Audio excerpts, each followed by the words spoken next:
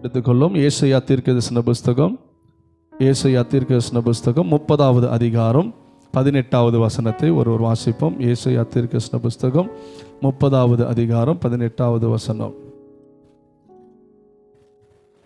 ஏசாயா தீர்க்கதரிசன புஸ்தகம் 30வது அதிகாரம் 18வது வசனம். ஆனாலும் உங்களுக்கு இறங்கும்படிக்கு கர்த்தர் காத்திருப்பார், உங்கள் மேல் மனதுருகும்படி எழுந்திருப்பார். கர்த்தர் நீதி செய்கிற தேவன், அவருக்கு காத்திருக்கிற அனைவரும் பாக்கியவான்கள். ஆமென் சொல்லுங்க. அல்லேலூயா. ஆனாலும் உங்களுக்கு இறங்கும்படி கர்த்தர் காத்திருப்பார். அல்லேலூயா. எல்லாரும் சொல்லுங்க. ஆனாலும் நமக்கு இறங்கும்படிக்கு கர்த்தர் காத்திருப்பார். ஆமென்.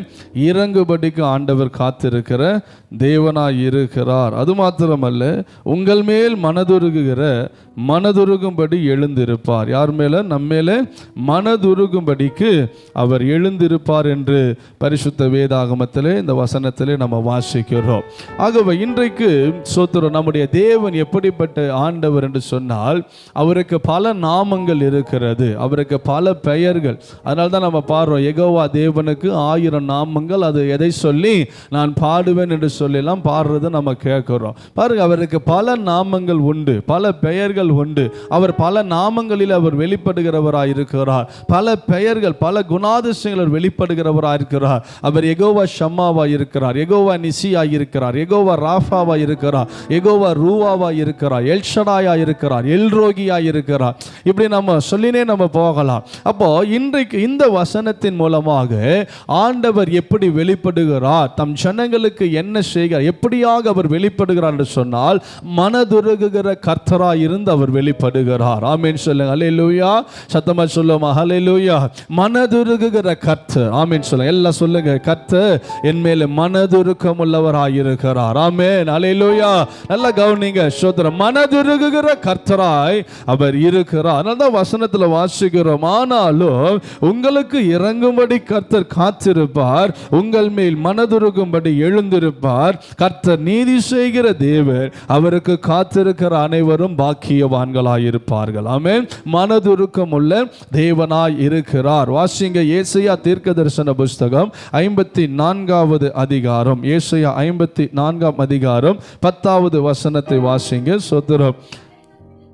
மலைகள் விலகினாலும் பர்வதங்கள் நிலை பெயர்ந்து போனாலும் என் கிருபை உன்னை விட்டு விலகாமலும் என் சமாதானத்தின் உடன்படிக்கை நிலை பெயராமலும் இருக்கும் என்று உன்மேல் மனதுருகுகிற கர்த்தர் சொல்லுகிறார். ஆமென் சொல்லுங்க. அல்லேலூயா. அந்த வசனத்தினுடைய கடைசி பகுதியில் வாசிக்கிறோம், உன்மேல் மனதுருகுகிற கர்த்தர் சொல்லுகிறார். எல்லாரும் சொல்லுங்க. என் மேல மனது உருகுகிற கர்த்தர் அவர் சொல்லுகிறார். அல்லேலூயா. பாருங்க, நம்ம மேல மனது உருக்கமுள்ள ஒரு தேவன் அவர். நம்ம மேல சோத்திரம், யார் நம்ம மேல மனது உருகுகிறார்களோ இல்லையோ, நம்ம மேல யார் இரக்கம் பாராட்டுகிறார்களோ இல்லையோ, ஆண்டவராக இயேசு கிறிஸ்து நம்மேல் மனதுருக்கம் உள்ளவராய் இருக்கிறார். அல்லேலூயா. அவர் இரக்கமுள்ள தேவனாய் இருக்கிறார், அவர் உருக்கமுள்ள தேவனாய் இருக்கிறார். அல்லேலூயா.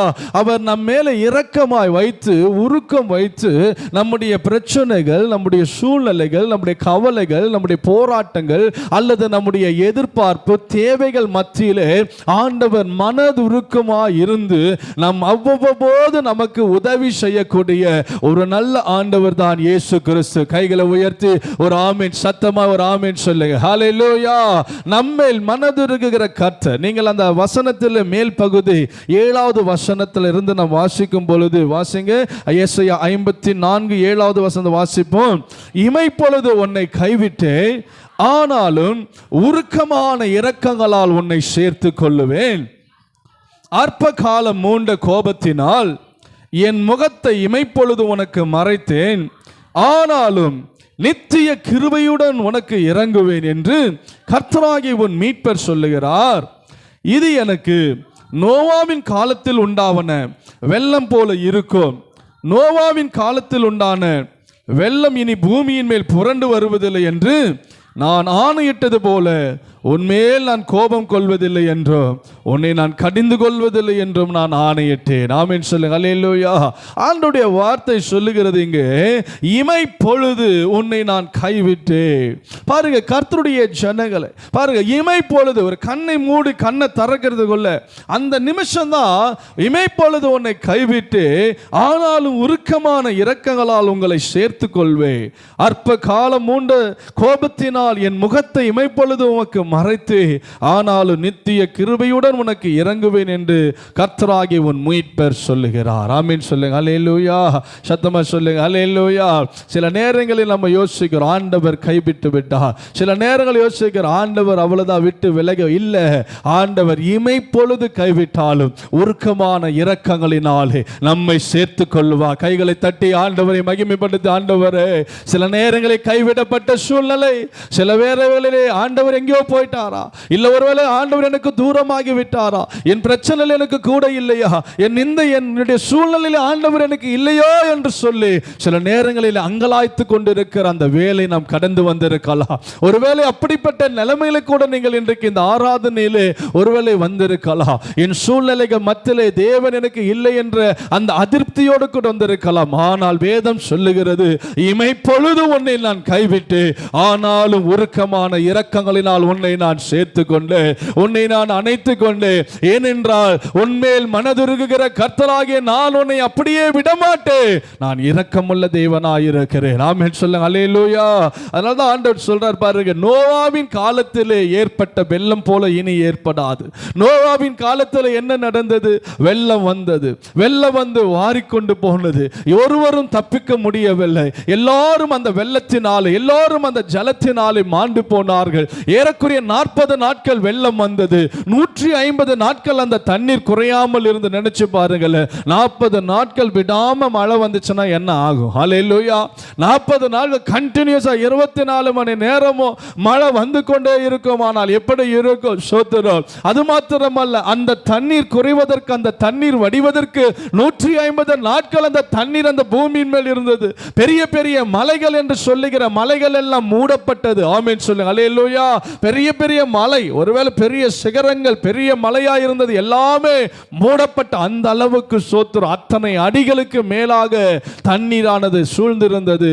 அந்த ஜனத்தை தேவன் அழித்து போட்டதை பார்க்கிறோம். ஆனால் இங்கே ஆண்டவர் சொல்லுகிறார், நோவாவின் காலத்திலே நான் ஜலத்தினாலே ஜனங்களை அழித்து போட்டு, ஆனால் மீண்டும் நான் அவர்களை என்ன பண்ண மாட்டேன், அழிக்க மாட்டேன் என்று சொல்லி, உன்மேல் நான் கோபம் கொள்வதில்லை என்று, உன்னை நான் கடிந்து கொள்வதில்லை என்று ஆணையிடுகிறேன். ஆமென் சொல்லுங்க. அல்லேலூயா.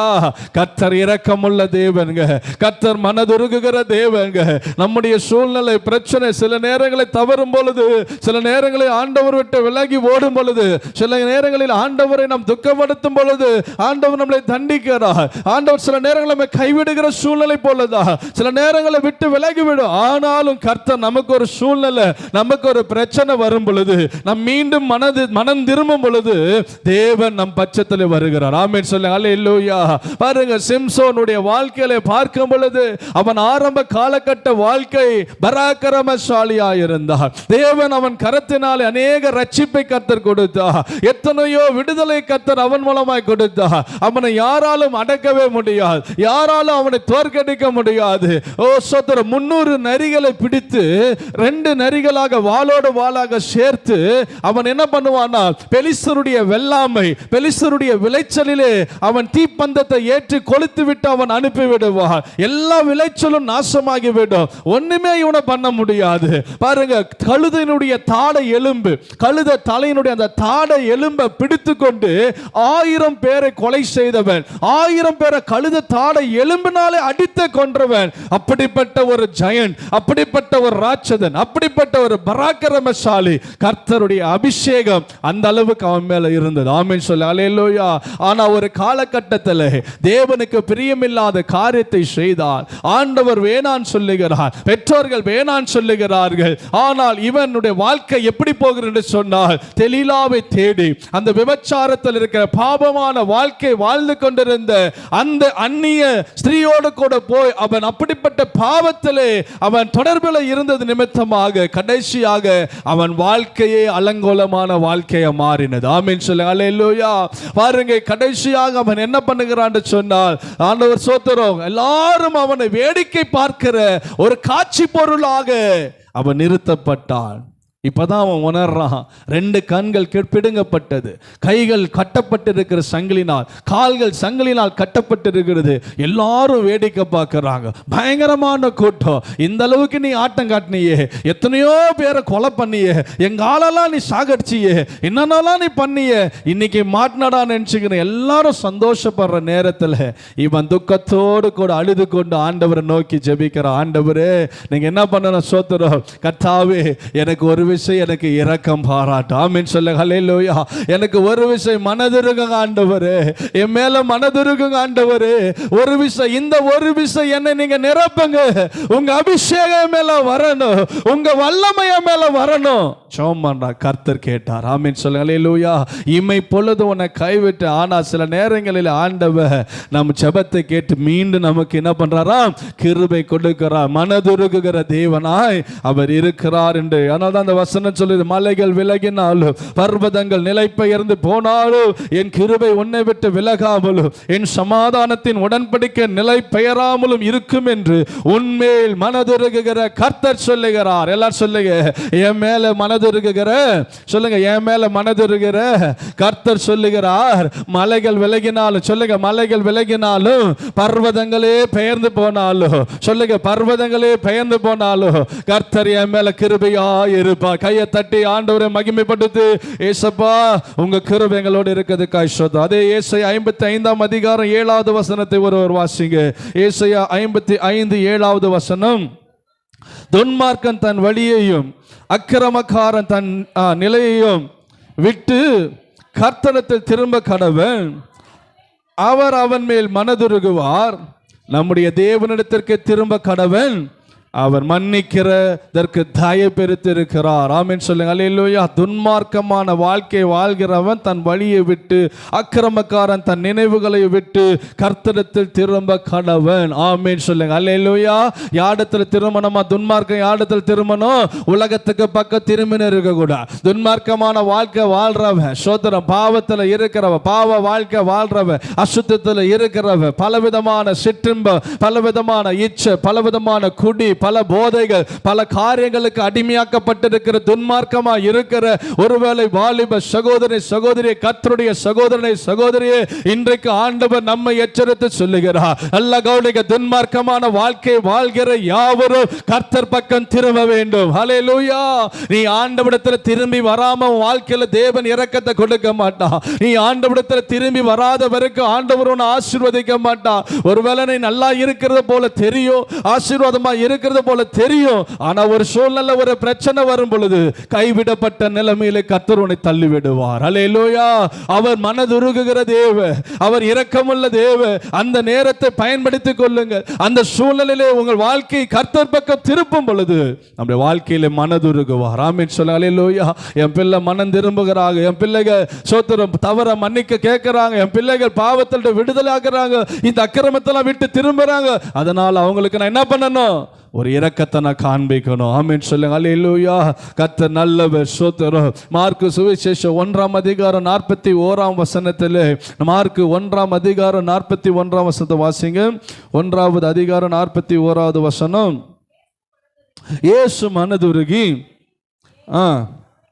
அவனை தொட்டு, எனக்கு சித்தம் உண்டு, சுத்தமாக என்றார். இங்க பாருங்க, குஷ்டரோகி ஒருவன் ஆண்டவராக இயேசுவிடத்தில் வந்து அவர் முன்பாக முழங்காற்படியிட்டு, உமக்கு சித்தமானால் என்னை சுத்தமாக்க உம்மால் ஆகும் என்று வேண்டிக் கொண்டார். இயேசு மனதுருகி கையை நீட்டி அவன் மேல் என்ன பண்றாராம்? அவனை சுகமாக்கினார் என்று பார்க்கிறோம். பிரியமானவர்களே, எத்தனையோ வியாதியஸ்தர்களை ஆண்டவராக இயேசு குணமாக்கி இருக்கிறார். எத்தனையோ பலவீனத்தில் இருந்தவர்களை விடுதலை ஆக்கி இருக்கிறார். எத்தனையோ கஷ்டத்தின் மத்தியில் இருந்தவர்களுக்கு விடுதலை கொடுத்திருக்கிறார். அவர்கள் மேலே எல்லாம் கர்த்தர் மனதுருகினார். ஆமென் சொல்லுங்க அல்லேலூயா. இன்றைக்கு இந்த உலகம் நம்மேல் மனதுருகுதோ மனதுருகலையோ, உறவுகள் நம்ம மேல மனதுருகிறார்களோ இல்லையோ, ஓ சோத்திரம், நண்பர்கள் நம்மேல் இரக்கம் பாராட்டுகிறார்களோ இல்லையோ, நம்மை படைத்த ரட்சித்த நமக்காக ரத்தம் சிந்தின இதுவரை நடத்தி கொண்டு வந்த நம்முடைய ஆண்டவராக இயேசு கிறிஸ்து அவர் ஒருவரே என் மேல் மனதுருக்கமாக இருக்கிறார். கைகளை உயர்த்துவார். ஆமென் சொல்லுங்க பார்க்கலாம். எல்லா கரங்களை உயர்த்தி, ஆண்டவரே என் வியாதியை பார்த்து நீர் ஒதுக்கவில்லை, என் பலவீனத்தை பார்த்து நீ தூரம் போகவில்லை, என் நிந்தையை பார்த்து எங்களை கைவிடல. உன் பிரச்சனை பெருசுமா, இதை யாராலும் போக்க முடியாது. அப்படி என்ன துரத்தல் ஆண்டவரே, மனிதர்கள் துரத்தி இருப்பார்கள். என் வியாதியோ என் சூழ்நிலை என் பலவீனத்தை எல்லாத்தையும் காட்டி ஆண்டு காரணம் காட்டி என்னை ஒதுக்கி இருக்கலாம். ஆனால் நான் ஆராதிக்கிற என் தேவ என் மேல் மனதுருக்கம் உள்ள தேவனாய் வந்து என் மேல் கரத்தை வைத்து சுத்தமாக எனக்கு சுத்தம் என்று சொல்லி என்னை சுகமாக்குகிற நல்ல தேவன் என்னோடு இருக்கிறார். ஆமென் சொல்லுங்க ஹல்லேலூயா. எத்தனை பேர் சொல்றீங்க கர்த்தர் என்னை சுகமாக்குகிறார், கர்த்தர் என்னை விடுதலை ஆக்குகிற தேவ மனதுருக்கம் உள்ள தேவனாய் அவர் இருக்கிறார். 3 காரியத்தை சொல்லுகிறேன் சீக்கிரமாக. முதலாவது, ஆண்டவர் எப்படியெல்லாம் அவர் மனதுருகுகிற தேவனாய் இருக்கிறார் என்று சொன்னால் முதல் 3 காரியம் நான் சொல்லுகிறேன். முதலாவது, மனதுருகு மேய்ப்பனாக அவர் இருக்கிறார். ஒரு மேய்ப்பனை போல, ஷெப்பர்ட், ஒரு மேய்ப்பனை போல ஆண்டவர் மனதுருகுகிறவராய் இருக்கிறார். வாசிங்க மத்தேயு 9 அதிகாரம் 36 37 வசனம். மத்தேயு 9 36 வசனம் 37 வசனம் வாசிப்போம். அவர் திரளான ஜனங்களை பார்த்து கண்ட பொழுது அவர்கள் மேய்ப்பனில்லாத ஆடுகளைப் போல தோய்ந்து போனவர்களும் சிதறப்பட்டவர்களுமாய் இருக்கிறார்கள் என்று அறிந்து அவர்கள் மேல் மனதுருகி தம்முடைய சீஷர்களை நோக்கி அறுப்பு மிகுதி வேலையாட்களோ கொஞ்சம் என்றார். ஆமென் சொல்லுங்க அல்லேலூயா. மனதுருகு மேய்ப்பனாக அவர் இருக்கிறார். ஆமென். பாருங்க, திரளான ஜனங்களை பார்த்து கண்ட பொழுது அவர்கள் மேய்ப்பனில்லாத ஆடுகளைப் போல தோய்ந்து போனவர்களாக இருக்கிறார்கள் என்று சிதறப்பட்டவர்களாக இருக்கிறபடினால் அவர்கள் மேல் மனதுருகினார். தோய்ந்து உள்ளவர்கள், தோய்ந்து போனவர்கள், இன்னொன்று சிதறடிக்கப்பட்டவர்கள். தோய்ந்து போனவர்கள், ஆத்மாவிலே தோய்ந்து போனவர்கள், சரீரத்திலே தோய்ந்து போனவர்கள், வாழ்க்கையிலே தோய்ந்து போனவர்கள், பிசினஸ்ல தோய்ந்து போனவர்கள், வருமானத்தில் தோய்ந்து போனவர், குடும்பத்தில், இப்படி நம்ம சொல்லினே போலாம். எதிலெல்லாம் இன்றைக்கு நாம் தோய்ந்து போய் இருக்கிறோம், எதிலெல்லாம் நீங்கள் சோர்வாய் இருக்கிறீர்களோ அதை கர்த்தர் அறிந்து உங்கள் மேல் மனதுருகி உங்களை ஆசீர்வதிப்பார். அல்லேலூயா. மேய்ப்பனை போல அவர் மனதுருகிறார். ஒரு மேய்ப்பனுடைய நிலைமை, ஒரு மேய்ப்பன் தன் ஆடுகளை சரியாய் நடத்துகிறார். ஒரு ஆடுகளுக்கு ஒரு தேவை, ஆடுகளுக்கு ஒரு பிரச்சனை, ஆடுகளுக்கு ஒரு தண்ணீர், ஆடுகளுக்கு ஒரு போஷாக்கு, ஆடுகளுக்கு பராமரிப்பு, இது எல்லாம் ஒரு மேய்ப்பன் நன்கு அறிந்திருக்கிறான். அல்லேலூயா. அந்த ஆட்டுக்கு எப்ப தண்ணீர் காண்பிக்கணும், அந்த ஆட்டை எப்படி மேய்த்து கொண்டு போகணும், அந்த ஆட்டுக்குட்டிகளை எப்படி பராமரிக்கணும், எப்படி பட்டியலை கொண்டு வந்து அடைக்கணும், சேர்க்கணும், எப்படி துஷ்ட மிருகங்கள் அதை தொடாதபடி நம்ம பாதுகாக்கணும். அவன் ஒவ்வொரு நாளும் இரவும் பகலும் அந்த ஆடுகள் மேல் கண்ணோக்கமாய் இருக்கிறான். அந்த ஆடுகளுடைய நிலைமைகளை அறிந்து அவங்களுக்கு தேவையான காரியத்தை அந்த மேய்ப்பன் செய்கிறான். அதே போலதான் நம்முடைய பிரதானமான மேய்ப்பன் ஆண்டவராக இயேசு கிறிஸ்து.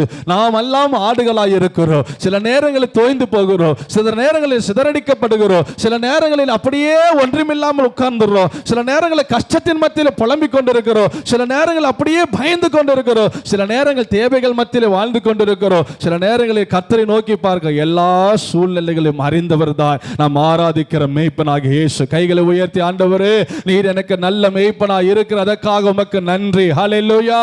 சங்கீதம் 23:1 சொல்லுகிறது, கர்த்தர் என் மேய்ப்பராய் இருக்கிறார், நான் தாழ்ச்சி அடைய மாட்டேன். யோவான் சுவிசேஷ புஸ்தகம் 10 அதிகாரம் 11 வாசிக்கிறோம், நானே நல்ல மேய்ப்பன், நல்ல மேய்ப்பன் தன் ஆடுகளுக்காக தன் ஜீவனையே கொடுக்கிறார். ஜீவனையே கொடுக்கக்கூடிய விதத்தில் அந்த மேய்ப்பன் இருக்கிறார். அப்படிப்பட்ட மேய்ப்பனாக நம்மேலே மனதுருகுகிற மேய்ப்பனாய் இருந்து நம்மை நடத்துகிறவராய் இருக்கிறார். மார்க் 6 அதிகாரம் 34 வசனம். மார்க் 6 அதிகாரம் 34 வசனம் வாசிங்க. 6 அதிகாரம் 34. இயேசு கரையில் வந்து அநேக ஜனங்களை கண்டு அவர்கள் மேய்ப்பனில்லாத ஆடுகளைப் போல இருந்தபடியால் அவர்கள் மேல் மனதுருகி அநேக காரியங்களை அவர்களுக்கு உபதேசத்தோடு. ஜனங்களை பார்த்தபோது அவர் தெரிஞ்ச மேய்ப்பனில்லாத ஆடுகளைப் போல சிதறடிக்கப்பட்டவர்களாய், கஷ்டத்தில் இருக்கிறவர்களாய், தொய்ந்து போனவர்களாய், சோர்ந்து போனவர்களாக அப்படிப்பட்ட ஜனங்கள் என்பதை கண்டு மனதுருகி அவர்களுக்கு அநேக உபதேசங்களை அவர் என்ன பண்ணாராம், அவர்கள் போதித்தார் என்று பார்க்கிறோம். பிரியமானவர்களே, நம்முடைய ஆண்டவர் மனதுருகும் மேய்ப்பனாய் இருந்து நம்மை நடத்துவார். இரண்டாவதாக மனதுருகும் தகப்பனாக அவர் இருக்கிறார். தகப்பனாக ஒரு ஃபாதர் என்று சொல்வார்கள். தகப்பனாக இருந்து நம்மை மனதுருக்கம் உள்ளவர்களாக இருந்து நடத்துகிறார். வாசிங்க லூக்கா 15:20 வசனம் வாசிங்க. லூக்காவின் சுவிசேஷம் 15ஆம் அதிகாரம் 20வது வசனத்தை வாசிப்போம். எழுந்து புறப்பட்டு தகப்பனிடத்திலே வந்தான். அவன் தூரத்திலே வந்தபோது அவனுடைய தகப்பன் அவனை கண்டு மனதுருகி ஓடி கழுத்தை கட்டிக்கொண்டு அவனை முத்தம் செய்தான். ஆமீன் சொல்லுங்க. அல்லேலூயா. இளைய குமாரன் தன் வீட்டை விட்டு ஓடுகிறான். இளைய குமாரன் தன் தகப்பனுடைய ஆஸ்தியை பங்கிட்டு கொண்டு போகிறான். இளைய குமாரன் இனி உனக்கும் எனக்கும் சம்பந்தம் கிடையாது, என்ன ஆளை விட்டு என்று சொல்லி தன் இஷ்டத்தின்படி தன் சுப போகத்தின்படி அவன் என்ன பண்றான், வாழ வசதியை தேடி ஓடி போயிட்டான். சோத்திரம். அவன் சோத்திரம், எனக்கு இனி இந்த இடத்துல எனக்கு விருப்பமே இல்லை என்று சொல்லி தகப்பனுடைய அன்பை விட்டு, தகப்பனுடைய வீட்டை விட்டு, தகப்பனுடைய சமூகத்தை விட்டு, அவருடைய பிரசன்னத்தை விட்டு, அவருடைய அரவணைப்பை விட்டு ஓடினான். ஆமீன் சொல்லுங்க. அல்லேலூயா. ஒருவேளை எத்தனை பேர் இன்றைக்கு இளைய குமாரனா நாம் இருக்கிறோம். ஒருவேளை இந்த கதையை நம்ம படிக்கிறோம், அது ஓமை கதைகள் தான். ஆனால் ஒருவேளை இந்த இளைய குமாரனா எத்தனை பேர் இந்த இடத்துல நம்ம உட்காருகிறோம், ஆண்டவர் எனக்கு வேணாம், ஆண்டுடைய சமூகம் வேணாம், சபை வேணாம், இது வேணாம், அது வேணாம், எனக்கு வெளியில நல்லா இருக்குது, அங்க நல்லா இருக்குது, இங்க நல்லா லக்ஸரியா இருக்கு, அங்க கம்ஃபர்டபுளா இருக்கு, அங்க போனா இவ்வளவு சம்பாதிப்பேன், இங்க போனா ஜாலியாக இருக்கலாம், ஆண்டவர் வேணாம் இன்னைக்கு அப்படின்னு எத்தனை பேர் நம்ம இளைய குமாரனா இருக்கிறோம்? கொஞ்சம் நம்ம யோசித்து பார்க்கணும். அல்லேலூயா. இளைய குமாரனா இருக்கிறனுடைய நிலைமை, அப்பாவுடைய வீட்டில் இருக்கும் பொழுது என்ன நிலைமை, தகப்பனுடைய பிரசன்னத்துக்குள்ள இருக்கும் பொழுது என்ன ஆசீர்வாதம். ஆனா அதே அவன் வெளியில போகும்போது எப்படியெல்லாம் பிரச்சனைக்குரிய மாறினா அதையும் நம்ம யோசித்து பார்க்கணும். அல்லேலூயா. ரெண்டு பகுதியா அவன் வாழ்க்கையை பிரிச்சுங்க. முதல் பகுதி வாழ்க்கையில் ஆசீர்வாதம், தகப்பனுடைய அன்பு குறையல, தகப்பனுடைய பிரசன்னம் கூட இருந்தது. எப்பயுமே ஆண்டவர் பாருங்க, எப்பயுமே தகப்பன் அவனும் அப்படியாக இருந்த ஒரு நல்ல குடும்பமா இருந்தார்கள். எந்த குறையும் கிடையாது, எந்த பிரச்சனையும் கிடையாது, எந்த வறுமையும் கிடையாது, எந்த தரித்திரமும் கிடையாது, எந்த பசி பட்டினி பஞ்சம் எதுவுமே கிடையாதுங்க வாழ்க்கை. ஆனா எப்ப தகப்பனுடைய அன்பை விட்டு போனானோ, பசி பஞ்சம் வறுமை பட்டினி கேவலம் ஏளனம் சோத்திரம் இப்படிப்பட்ட தரித்திரம் இப்படிப்பட்ட பிரச்சனை தான். ஏமாற்றம், நண்பர்கள் ஏமாற்றினாங்க, கூடவே இருந்து சாப்பிட்டு கடைசியாக அவனையும் கழிட்டு விட்டு போனாங்க. இப்படிப்பட்ட நிலைமை வரும் எப்போ தெரியுமா? ஆண்டவருடைய அன்பை விட்டு நாமளும் வெளியில் போய் இருப்போம் என்று சொன்னால் சுபகோகமாக நம்ம என்னால் வாழ முடியும். ஏன்னா என் கையில் பணம் இருக்குங்க, என் கையில் பொருள் இருக்குது, அந்தஸ்து இருக்குது, சொத்து இருக்குது, இதெல்லாம் இருக்குது, அதனால் நான் என்ன வேணாலும் பண்ணலை நினச்சிங்கன்னா அதெல்லாம் ஒரு நாள் காலி ஆகிடும். தேடி வர வேண்டிய இடம் எங்கே தெரியுமா? மீண்டும் உன் தகப்பனிடத்தான் நீ வர பண்ணணும். ஆமீன் சொல்லுங்க. அல்லேலூயா. இவனுடைய வாழ்க்கை இப்போ மனம் திரும்ப ஆரம்பிக்கிறான், தன் குற்றங்களை ஒப்பு கொடுக்க ஆரம்பிக்கிறான். ஆண்டவரே என்னை மன்னியும் ஆண்டவரே, பரத்துக்கு விரோதமா உமக்கு விரோதமா நான் பாவம் செய்தனே, நான் போய் எங்க அப்பாட்ட சொல்ல போறேன், இனி நான் இங்க உட்கார மாட்டேன், இனி இந்த இடம் எனக்கு அவசியம் கிடையாது, இந்த நாற்றம் எடுக்கிற இந்த இடத்துல நான் இனி உட்கார்ந்து கொண்டு இருக்க மாட்டேன். எனக்காக ஒரு வீடு இருக்கிறது, எனக்காக ஒரு அரண்மனை இருக்கிறது, எனக்காக ஒரு தகப்பன் இருக்கிறா, நான் போனா என்னை கண்டிப்பா சேர்த்துக்கொள்வா, ஒரு வேலைக்காரனா கூட என்னை சேர்த்துக்கிட்டோம் அப்படின்னு சொல்லி முடிவெடுத்து போறான். ஆனால் தகப்பனுடைய அன்பு எப்படிப்பட்ட அன்பு தெரியுமா? மனதுருகுகிற தகப்பனாக அவர் இருக்கிறார். அல்லேலூயா. அவன் பாருங்க, அந்த வசனத்துல வாசித்தோம் சோத்திரம், தகப்பன் அவனை தூரத்தில் கண்ட உடனே என்ன பண்றாரா சோத்திரம், மனதுருகி ஓடி அவன் கழுத்தை கட்டி கொண்டு அவனை மொத்தம் செய்தான். கீழே தொடர்ந்து வாசித்தீங்கன்னா சோத்திரம், அவனுக்கு பாதரட்சைகளை போடுறான், அவனுக்கு புது வஸ்திரங்களை போடுறான், கைக்கு மோதிரத்தை போடுறான், ஊருக்கே கடா வெட்டி ஊருக்கு விருந்து பண்ணி ஒரு பெரிய தடபுடலை, காணாமல் போன என் குமாரன் மீண்டும் திரும்பி வந்தான் என்று சொல்லி அந்த இடத்துல ஒரு பெரிய ஒரு சந்தோஷத்துக்குரிய ஒரு குடும்பமாய் கர்த்தர் மாற்றினார். ஆமீன் சொல்லி. அல்லேலூயா. இன்றைக்கு ஆண்டவராக இயேசு கிறிஸ்து நமக்கு ஒரு தகப்பனாக இருக்கிறார். ஒரு தகப்பனுடைய உள்ளத்தை போல் அவர் இருக்கிறார். மகனே மகளே சோத்திரோ, நீ என்னை விட்டு தூரம் போகாது, என் சமூகத்தை விட்டு நீ போகாது. வேலை, ஒருவேளை தொழில், வேலை, வருமானம், இது அது சோத்திரம், இவங்களை திருப்தி திருப்திப்படுத்தணும், அவங்கள திருப்திப்படுத்தணும், அவங்கள பார்க்கணும், இவங்கள பார்க்கணும். தயவு செய்து நான் சொல்றேன், ஆண்டவருடைய சமூகத்தை, ஆண்டவருடைய அன்பையும் நம்ம அசட்டையா எண்ணாதிருங்க. அந்த அன்பை நம்ம இழந்து போன மீண்டும் அந்த பிரசன்னம் கிடைக்கா, அந்த நாளை இழந்து போன மீண்டும் அந்த நேரம் நமக்கு கிடைக்காது. சோத்திரம். ஆகவே உறவுகளுக்காக, சொந்தங்களுக்காக, மனிதர்களுக்காக, நண்பர்களுக்காக கர்த்தருடைய சமூகத்தை நீங்க இழக்காது. யாருக்காகவோ எவனுக்காகவும் அதை நீங்க இழக்காதுங்க.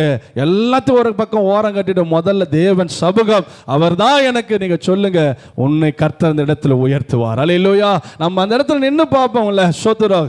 ஆண்டவரா இவங்களான்னு பார்க்கும் பொழுது கர்த்தர் தான் முடிவு எடுத்து பாருங்கள, கர்த்தர் உன் வாழ்க்கையை உயர்த்துவார். அல்லேலூயா. ஒரு நெருக்கம் வரும்போது உங்களை கைவிட மாட்டா, ஒரு பிரச்சனை வரும்போது ஆண்டவர் உங்களை விட்டு விலகி ஓடுற மாட்டா. ஏன் தெரியுமா? உங்களுக்கு ஒரு கஷ்டம், ஒரு நெருக்கம், ஒரு பாடுகள், சோர்வுகள், சோதனை வரும் பொழுது கர்த்தருக்காக நின்றீங்கல்ல, அதனால கர்த்தர் உங்களுக்காக நிற்பார். அல்லேலூயா. ஒரு தகப்பனுடைய உள்ளத்தை போல ஆண்டவர் நம்ம நடந்த. கடைசியாக மூன்றாவதாக மனதுருகும் சமாரியனாக அவர் இருக்கிறார். அல்லேலூயா. ஒரு சமாரியனாக கர்த்தர் நம்மோடு கூட இருக்கார். லூக்கா 10 அதிகாரம், லூக்கா 10:33 வாசிங்க. லூக்கா 10 அதிகாரம் 33வது வசனம். பின்பு சமாரியன் ஒருவன் வந்து வருகையில் அவனை கண்டு மனதுருகி கிட்ட வந்து அவனுடைய காயங்களிலே எண்ணெயும் திராட்சரசையும் கொடுத்து காயங்களை கட்டினால், தன்னுடைய சுய வாகத்தின் மேலே ஏற்றி சத்திரத்துக்கு கொண்டு போய் பராமரித்து மறுநாளிலே அவன் புறப்படும் பொழுது 2 பணத்தை எடுத்து சத்திரத்தாரின் கையில் கொடுத்து, நீ இவனை விசாரித்துக்கொள், அதிகமாக ஏதாகிலும் இவனுக்காக செலவழித்தால் நான் திரும்பி வரும் பொழுது அதை உனக்கு தருவேன். ஆமென் சொல்லுங்க. அல்லேலூயா. இங்கே ஆண்டவர் ஒரு ஓமை சொல்லுகிறார். சோத்திரம். இந்த இடத்துல வாசிக்கும் பொழுது இயேசு பிரதியுத்தரமாக, ஒரு மனுஷன் எருசலேமில் இருந்து எரிகோவுக்கு போகையிலே கல்லர் ககையில் அகப்பட்டான். அவர்கள் அவன் வஸ்திரங்களை உரிந்து கொண்டு அவனை காயப்படுத்தி குற்றுயிராக விற்று போனார்கள் என்று சொல்லுகிறார். ஆண்டவர் சொல்றார், ஒரு கல்லர் கையில் அகப்பட்ட ஒரு மனுஷன் எருசலேம் வந்து போறான், குற்றுயிராக, கொலையராக, அப்படியெல்லாம் காயப்பட்டவனாக ரத்தம் ஒழுவி கொண்டு இருக்கிறான். இப்போ அந்த வழியாக முதல்ல ஒரு ஆசாரியன் போகிறான். அவனை பார்த்து அவன் பக்கமாக விலகி போனான். நமக்கும் இதுக்கும் சம்மந்தம் கிடையாது. நம்ம என்னது, அவன் எப்படி செத்தான் எனக்கு என்ன, அவன் ரத்தம் வந்தா எனக்கு என்ன, நம்ம ஆசை, நம்ம வேலையை பார்த்துன்னு போகலான்னு போனான். இன்னொரு லேவியன் வந்தான். அந்த லேவியன் என்ன பண்ணான், அவனும் கண்டு கொள்ளாமல் திரும்பி போனாள். ஆனால் அந்த வழியாக வந்த ஒரு சமாரியனோ சோத்த என்ன பண்ணுறார், இவனை கண்டு, அந்த வார்த்தை நீங்கள் வாசிக்கும் பொழுது சோத்த, பின்பு சமாரியன் ஒருவன் பிரயாணமாக வருகையில் அவனை என்ன பண்ணார், முதலாவது கண்டு, ரெண்டாவது வாசிக்க, ரெண்டாவது என்ன பண்ணா, மனதுருகி, மூணாவது கிட்ட வந்து, நாலாவது அவருடைய காயங்களில் எண்ணெய் திராட்சை வார்த்து, ஐந்தாவது காயங்களை கட்டி, ஆறாவது சுய வாகனத்தின் மேல் ஏற்றி, ஏழாவது சத்திரத்துக்கு கொண்டு போய் அடுத்து அவனை பராமரித்தான். மீண்டும் மறுநாளில் என்ன பண்ணானா, 2 பணத்தை எடுத்து செலவுக்கு வச்சுக்கோ, இப்போ நான் போயிட்டு ரிட்டர்ன் வருவேன், திருப்பும் செலவு ஏதாவது எக்ஸ்ட்ரா இருந்தால் சொல்லு, நான் மீண்டும் கொடுக்குறேன். அப்படிப்பட்ட தேவன் நம்முடைய தேவன். ஆமீன் சொல்லுங்க. அல்லேலூயா. எப்படி எவ்வளோ காரியம் செஞ்சா பார்த்தீங்களா. மனதுருகனா, அவனை பார்த்தான், கிட்ட வந்தான், அவனை தொட்டான், தன்னுடைய கழுதை வாகனத்தின் மேலே, சுய வாகனத்தின் மேலே ஏற்றினான். அவன் ரத்தமாக இருக்குது, இப்போதாங்க இந்த வண்டி, இப்போ ஐயோ என்னுடைய கழுதை அழுக்காயிடுமே, என்னுடைய கழுதை இதுவாயிடுமே, இப்படியா இவனை போய் நம்ம ஏற்றணுமா, அப்படிலாம் நினைக்கவே இல்லைங்க. சுய வாகனத்தின் மேலே ஏற்றி கொண்டு சத்திரத்துக்கு கொண்டு போறோம். ஆமீன் சொல்லுங்க. அல்லேலூயா. ஹாஸ்பிட்டல், சத்திரம், வைத்தியசாலை கொண்டு போயிட்டு அங்கே பராமரிக்கிறான். பராமரித்து மாத்திரமல்ல, அந்த இரவு அவனோட கூட தங்குகிறான். தங்குகிறது மாத்திரமல்ல, காலையில் எழுந்து 2 பணத்தை கொடுத்து என்ன பண்றாங்க, பார்த்துக்கப்பா, திரும்ப நான் வரும்போது நான் உனக்கு கொடுக்குறேன் அப்படின்னு சொல்ல. அப்படிப்பட்ட ஒரு நல்ல சமாரியனாக இயேசு என்னோடு கூட இருக்கிறார். கைகளை உயர்த்துறாமேன்னு சொல்லு. அல்லேலூயா. ஒரு லேவியன் விலகி போனான், ஒரு ஆசாரியன் விலகி போகிறான். ஆனால் ஒரு சமாரியனோ அவனை அரவணைக்கிறான், மனதுருகுகிறான். நம்முடைய தேவன் அப்படிப்பட்ட தேவன் தான். ஒருவேளை நீங்களும் நானும், நம்மளும் ஒரு நாள் பாவிகளாக இருந்தோம். நம்ம கண்டு கொள்ள யாருமே கிடையாது. குற்றியும் கொலையரமாக தான் இருந்தோம், பாவத்தில் கிடந்தோம், உலையான சேற்றில் இருந்தோம், பலவிதமான அக்கிரமத்தை செய்து கொண்டு வந்தோம். கிட்ட கூட எவனும் வர முடியாது. அப்படிப்பட்ட ஒருவரை நாற்றம் எடுத்த வாழ்க்கையில வாழ்ந்து கொண்டு இருந்திருக்கலாம். என்னை ரட்சிப்பதற்கெல்லாம் யாருமே கிடையாது, இவனெல்லாம் ரட்சிப்பான ஆண்டவர் அப்படின்னு ஒருவேளை சொல்லுகிற அந்த மத்தியில கூட நம்ம வாழ்ந்திருக்கலாம். ஆனால் நம்மையும் தேடி ஆண்டவராக இயேசு இந்த உலகத்தில் வந்து எனக்காக என்மேல் மனதுருகி என் கிட்ட வந்து என்னை என்னை தொட்டு என்னை தூக்கி எடுத்து என்னை சுகமாக்கி என்னை பராமரித்து என்னை போஷித்து என் காயங்களை கட்டி என்னுடைய சீல்கள் என்னுடைய ரத்தங்கள் என்னுடைய சேறு என்னுடைய அழுக்கு எல்லாத்தையும் ரத்தத்தினாலே கழுவி பரிசுத்தப்படுத்தி ஆண்டவராக இயேசு என்னை புது மனுஷனாய் மாற்றினார். கைகளை தட்டி ஆண்டவரை மரியாதை ஆண்டவரை கனப்படுத்த பார்க்கலாம். வேதம் சொல்லுகிறது 1 கொரிந்தியர் 5:17 ஒருவன் கிறிஸ்துவுக்குள்ள இருந்தால் அவன் புது சிருஷ்டியாய் இருக்கிறான், பழையவைகள் எல்லாம் ஒளிந்து போயின, எல்லாம் புதிதாய். பழையவைகளெல்லாம் ஒளிந்து போயிடுச்சு, எல்லாம் புதிதாய்மா. எப்போ தெரியுமா? இயேசு என்னை தேடி வந்தார். ஆமென். மனதுருகினார்கள். அவர் மாத்திரம் வரலன்னா இன்னைக்கு நம்ம ரட்சிக்கப்பட்டிருக்கோமா? அவர் எனக்கு தொட்டு இல்லைன்னா இன்னைக்கு நம்ம ரட்சிக்கப்பட்டிருக்கோமா? குஷ்டரோகியை பார்த்து ஆண்டவர் தொட்டாருங்க, முடவர்களை பார்த்து ஆண்டவர் தொட்டாருங்க, குருடர்களை கண்ணை தொட்டாருங்க, பிசாசு பிடித்தவனை தொட்டாருங்க. வஸ்திரம் இல்லாதவன் நிர்வாணியா ஓடி வருகிறான் இயேசுவிடத்தில். நிர்வாணியா வந்தவன் தூரம் ஒதுங்கி போகவில்லை, அவன் மேல் மனதுருகி அவனை என்ன பண்றாரா? சுத்தமாக்கிறார், அவனை பரிசுத்தப்படுத்துகிறார், அவனை சுகமாக்கினார். இயேசுவின் பாதத்து கீழே உட்கார்ந்து நிற்கிறார். ஆமென் சொல்லுங்க அல்லேலூயா. அப்படிப்பட்ட நம்ம ஆண்டவரை ஆராதிக்கிறோம். ஆமென் சொல்லுங்க அல்லேலூயா. குஷ்டரோகிகளை தொட்டார். அன்னை தெரேசா அவர்கள் சோதர குஷ்டரோகிகள், சீல் வடிந்தவர்கள். இந்த கல்கட்டா வெஸ்ட் பெங்கால் இந்த பகுதியெல்லாம் போனீங்கன்னா அவருடைய ஆசிரமங்கள் இருக்கு, அவருடைய கல்லறை இருக்குதாங்க. சோத்திரம். அநேக ரோட்டில் வீதிகளை தெருக்களில் இருந்த குஷ்டரோகிகளை எடுத்துக்கொண்டு அவங்களை பராமரித்தார்கள், காயங்களை கட்டினார்கள். என்ன பண்ணாங்களா? அவருடைய காயங்களுக்கு மருந்து போட்டா, சீல்களை துரித்தா. எவ்வளவு நாற்றம் எடுக்கும் நினைச்சு பாருங்களேன். கிட்ட போக முடியுமா? அப்படிப்பட்ட கூட இயேசுவின் அன்பு அவர்களை கத்த பாருங்க. எங்கேயோ ஒரு தேசத்தில் பிறந்தவர்கள் மிஷினரியா இந்தியாவுக்கு வந்து கல்கட்டா பகுதிக்கு வந்து அவங்க செய்யாத ஊழியம் அல்ல, அநேகரை குணமாக்கி சோத்திரம். அவர்களுக்கு வேண்டிய பணங்களை, வேண்டிய பராமரிப்பு, வேண்டிய இல்லங்கள் சோத்திரம் கொடுத்து இன்றைக்கும் அது நடந்து கொண்டிருக்கு. ஆமென் சொல்லுங்க அல்லேலூயா. அப்படிப்பட்ட மனதுருக்கம் உள்ள ஒரு காரியமாக கிரகாம் ஸ்டெயின்ஸ் என்று சொல்லுகிற தேவ ஊழியக்காரர் பல ஆண்டுகளுக்கு முன்பாக சோத்ர ஒரிசா பகுதியிலே அவரும் அவருடைய 2 மகனும் ஜீப்பிலே அவர்கள் ஊழியம் செய்து முடித்து வரும் பொழுது உயிரோடு எரிக்கப்பட்டார்கள். ஆமென் சொல்லலூயா. அங்கே டிஸ்ட்ரிக்ட் கலெக்டராக இருந்த ஒரு தமிழ் சோத்ர அவங்க யூடியூப்ல ஒரு பேட்டி கொடுக்கிறார். சோத்ர அன்றைக்கு அப்பொழுது அந்த இடத்துல ஒரு தமிழ்நாட்டை சார்ந்த அவர் தான் அங்கே மாவட்ட கலெக்டராக அந்த ரொம்ப ஃப்ரெண்டா அவரும் சோத்ர. அப்படிப்பட்ட நிலைமையில இருந்தவர். ஆனால் அவர் செய்கிற காரியம் என்ன தெரியுமா? வருஷத்துக்கு ஒரு முறை இல்லை 6 மாதத்துக்கு ஒரு முறை போயிட்டு என்ன பண்ணுவார்னா, அங்கே இருந்த ஒரு டயர் கடையில், பஸ்ஸு லாரி டயர், அந்த டயர் பஞ்சர் ஓட்டுறக்கு அந்த டயர் கடையில் போயிட்டு அந்த பழைய டயருங்கள்லாம் வாங்குவாராம். காசு கொடுத்து வாங்கின்னு வருவாராம். வாங்கின்னு வந்து என்ன பண்ணுவாராம்? இவரே என்ன பண்ணுவாரா? அந்த குஷ்டரோகிகளாக இருக்கிறவர்களுக்கு அவங்க காலு அந்த குஷ்டம் அழுகி சின்னதாக பாதியாக அப்படி தான் இருக்கும், விரலாளி. அவங்களுக்கு ஏற்ற விதத்தில் அவர் கையாலேயே அந்த ரப்பரை கட் பண்ணி செருப்பு தைச்சு கொடுப்பார். ஆமீன் சொல்லுங்க அல்லேலூயா. அப்படி இதெல்லாம் அவருக்கு பார்க்கும்போது அந்த மாவட்ட கலெக்டருக்கு அவரே நொறுங்கி போனாராம். இப்படிப்பட்டவர்களா, இப்படிப்பட்ட அன்பு, இயேசுவின் அன்பா, இப்படிப்பட்ட மனிதர்களா என்று சொல்லி ஏன் சொல்லுகிறேன் என்று சொன்னால், அப்படிப்பட்ட நபரை தான் ஒரு நாள் இரவிலே வைத்து உயிரோடு கூட என்ன பண்ணார்களா? ஜீப்பில் உயிரோடு கொளுத்தினார்கள். ஆமீன் சொல்லுங்க அல்லேலூயா. பாருங்க சோத்திரம். அவருடைய மனைவியும் அவருடைய மகளும் அவங்க சொன்ன காரியம் சோத்திரம். இவர்கள் மேலே நீங்கள் கம்ப்ளைண்ட் கொடுக்கிற இவர்களுக்கு என்ன செய்யணும் சொல்லும் பொழுது அவங்க, நான் ஒன்றுமே செய்யவில்லை, நீங்கள் விட்டு விடுங்க, நான் அவர்களை மன்னித்து விடுகிறேன் என்று சொன்னார்கள். ஆமீன் சொல்லுங்க அல்லேலூயா. அவளை நான் மன்னித்து விடுகிறேன், அவர்களை விட்டு விடுங்கள், ஆண்டவராக இயேசு அவங்களை நேசிக்கிறார் சொன்னார். அல்லேலூயா. கர்த்தருடைய பிரியமானவர்களே, ஒரு சாதாரண ஒரு மனிதனாய் ஆண்டவருடைய அன்பை ஏற்றுக்கொண்ட ஒரு சகோதரருக்குள் இப்படிப்பட்ட மனதுருக்கம் இருக்குமானால், நம்மை படைத்த தேவன், மனதுருகுகிற தேவன், அவர் அதை காட்டிலும் பெரிய காரியங்களை செய்ய தேவன் வல்லவராக இருக்கிறார். ஆகவே அவர் மனதுருகம் உள்ள தேவனாய் இருக்கிறார். அவர் சோத்திர மேய்ப்பனாக இருந்து நம்மேல் மனதுருகிறார். 2வது ஒரு தகப்பனாக இருந்து நம்மேல் மனதுருகிறார். 3வதாக ஒரு சமாரியனாக இருந்து நம்மேல் என்ன பண்றாராம்? மனதுருக்கம் உள்ள நல்ல தேவன் நம்மோடு கூட இருக்கிறார். ஆமென் சொல்லுங்க அல்லேலூயா. சத்தமா சொல்லுங்க அல்லேலூயா. கர்த்தாவே, நீர் எங்கள் மேல் மனதுருக்கம் உள்ள தேவனாய் இருந்து எங்களையும் நடத்துங்க, அப்படியாக வழி நடத்தும். கர்த்ததாமே இந்த வார்த்தைகளை ஆண்டவர் ஆசீர்வதிப்பாராக. ஆமென் அல்லேலூயா. சொல்லுமா அல்லேலூயா. கர்த்தருடைய நாமம் மகிமைப்படுவதாக.